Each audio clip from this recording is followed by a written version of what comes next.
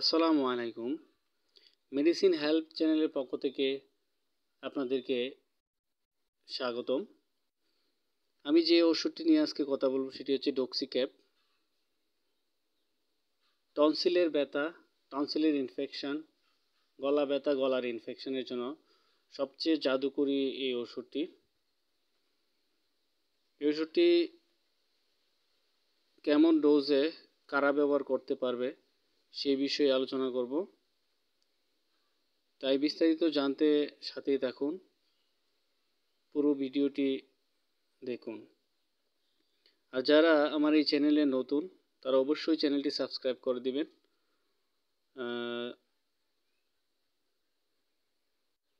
প্রত্যেকটা ভিডিও যাতে আপনারা পেয়ে যান সেই জন্য বেল বাটন অন করে দিবেন।